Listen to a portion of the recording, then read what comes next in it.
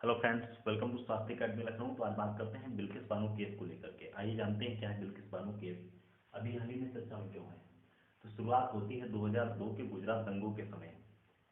अहमदाबाद के रणदीपुर में बिल्किस बानो के साथ सामूहिक बलात्कार किया गया भीड़ के द्वारा, और इनके परिवार के 14 सदस्यों में से 7 की हत्या कर दी गई तथा एक इनकी बेटी थी जो 3 साल की, उसकी भी हत्या कर दी गई। ये बात करती है 2002 की। उसके बाद 2004 में जो है ये जो मामला था, सीबीआई ने इसकी जांच की और ये मामला बिल्किस बानो के कहने पर गुजरात से कहाँ, मुंबई ट्रांसफर कर दिया गया। 2008 में मुंबई की एक सीबीआई अदालत ने इसके अपराधियों को जो है 11 लोगों को, अभियुक्तों को जेल लाइफ इम्प्रिजनमेंट की सजा सुनाई और जिसमें से 7 को बरी कर दिया और 2 की ऑलरेडी मृत्यु हो चुकी थी। मई 2002 में गुजरात सरकार ने क्या किया, सजा पर छूट का फैसला की बात की और एक समिति का गठन किया।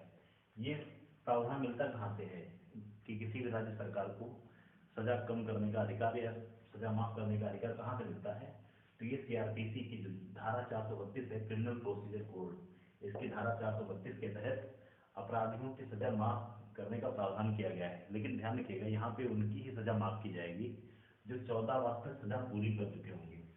ठीक है, तो ये जो है 432 का प्रावधान यहाँ से गुजरात सरकार ने, क्योंकि ये लोग 14 साल की सजा ऑलरेडी काट चुके थे, तो 432 के तहत जो सजा माफ करने का अधिकार राज्य सरकार के पास है। यहाँ पे गुजरात सरकार ने क्या किया, एक समिति का गठन किया और उसके आधार पर अगर बात करें तो जो है इन लोगों को जो है सजा इनकी माफ कर दी गई।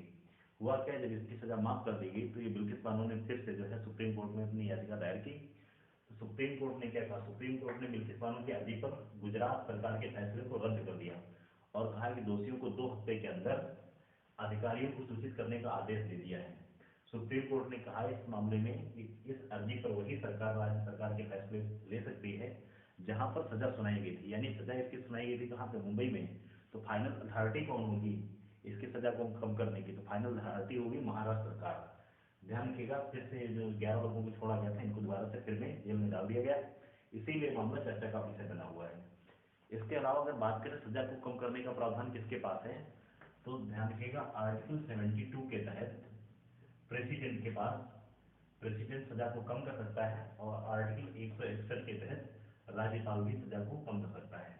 लेकिन राज्यपाल के पास जो है ये फांसी को माफ करने का अधिकार नहीं है, जो कि प्रेसिडेंट के पास में है। 432 के तहत ये जो अपराधियों को सजा कम की जाएगी, ध्यान रखिएगा ये ऐसा प्रावधान इसलिए किया गया है कि जो जेल है ये राज्य सूची का विषय है, और 432 के तहत उन्हीं व्यक्तियों की, उन्हीं अपराधियों की सजा माफ की जाएगी जो कम से कम 14 साल तक की सजा काट चुके होंगे। ऐसा इसलिए किया जाता है कि हमारे यहाँ पे रिफॉर्मेटिव थ्योरी काम करती है। हम जो है अपराधियों को एक अवसर देते हैं उन्हें सुधारने का।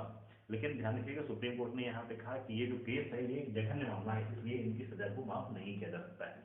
इसके बाद अगर कोई और महाराष्ट्र सरकार को ही फाइनल अथॉरिटी दिया कि अगर इसकी सजा कम करने का किसी को अधिकार है तो वो महाराष्ट्र सरकार ही कर सकती है। तो इससे चर्चित अगर आगे कुछ ऐसा मुद्दा आएगा तो उससे हम नेक्स्ट अपडेट लेकर आएंगे। Thank you very much.